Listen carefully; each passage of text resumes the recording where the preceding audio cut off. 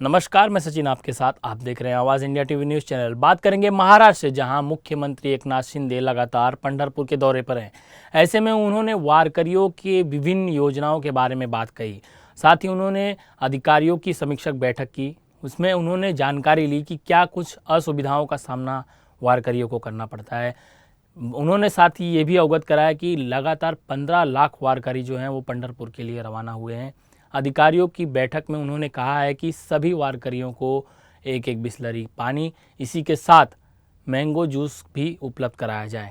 पत्रकारों से बात करते हुए उन्होंने विभिन्न सुविधाओं के बारे में बताया है। आइए जानते हैं। पंढरपूरमध्ये येत असताना रस्त्याने देखील वारकऱ्यांची मांदियाळी दिसत होती। सगळीकडे दिंड्या, पालख्या, एक पूर्णपणे पांडुरंगाचंच वातावरण सगळीकडे होतं। निळोबारायाच्या पालखीचं दर्शनही झालं। त्या पालखीत चालायचं योगाला संधी दिली आणि आता इथं आल्यानंतर पाहतोय की खूप मोठ्या प्रमाणावर वारकरी आहेत। इथं सर्व सोयी सुविधांचा आता आढावा आम्ही घेतोय। पण येत असताना बघितलं स्वच्छता खूप चांगली आहे।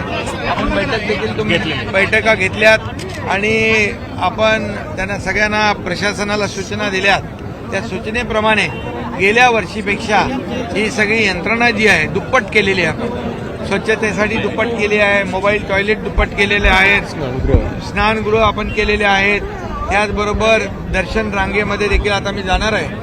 तिकडची व्यवस्था मी पाहतोय आणि पाण्याचं आपण पाहिलं आता वाटप केलं। पाणी, बिस्लेरी पाणी, एक ज्यूस, त्यांना मँगो ज्यूस 15 लाख वारकऱ्यांना सर्वांना या ठिकाणी होईल। त्याचबरोबर कुणाची तब्येत खराब झाली वारकऱ्याची तर त्याला आयसीयू केलेला आहे। त्या आयसीयू मध्ये त्यांचा उपचार आहे। आरोग्य शिबिर 4 ठिकाणी आपण केलेत। दरवर्षी तानाजीरावांचं आरोग्य विभाग त्या ठिकाणी खूप मोठ्या प्रमाणावर हे करतं आणि यामध्ये सगळे म्हणजे आता आरोग्य विभाग, ग्रामविकास आणि संपूर्ण प्रशासन यामध्ये पूर्णपणे रस्त्यांची डागडुजी, त्यालाही पैसे सरकारच्या वतीने दिले आणि इथं कुठेही यावर्षी कुठेही काही कमतरता होऊ नये, वारकरी आपलं जे आहेत त्यांची गैरसोय होऊ नये याची पूर्ण काळजी यावर्षी आपण घेतलेली आहे। त्याचं नियोजन काय आहे तेही मी आता आढावा घेतोय। वारकऱ्यांना यावर्षी दिंडीला आपण 20,000 रुपये तेही आपण दिलेले आहेत अनुदान। तेही त्याचाही निर्णय घेतला आणि मला वाटतं ते जमा झाले। वारकरी VIP दर्शन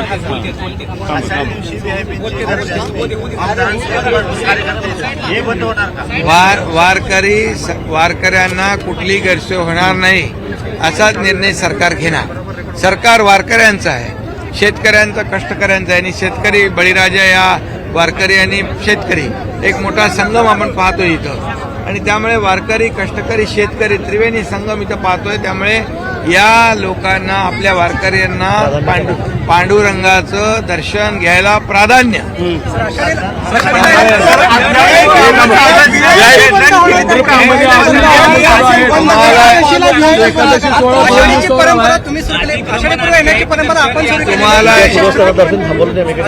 तुम्हाला एक सांगू, गेल्या वर्षी जेव्हा पूजा चालू होती मुख्यमंत्र्याची, मुख्यमंत्री म्हणून मी पूजा करत होतो आणि 2 वर्ष झाली, हे 3रं वर्ष आहे।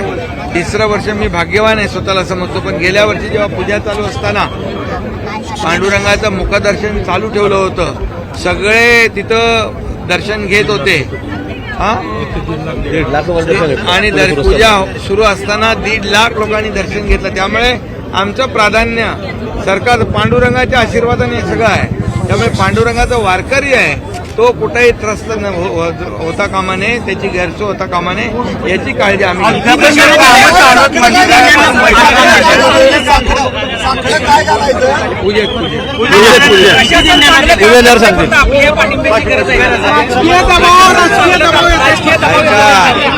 बघा, प्रशासनाच्या मागे पूर्ण सरकार आहे। मुख्यमंत्री स्वतः आला इकडं, अजून काय पाहिजे? प्रशासनाने एवढंच त्यांना सांगितलं आम्ही, वारकऱ्यांची गैरसोय होता कामा नये याची काळजी घ्या। आवाज़ इंडिया टीवी न्यूज़ चैनल को लाइक, शेयर और सब्सक्राइब जरूर करें।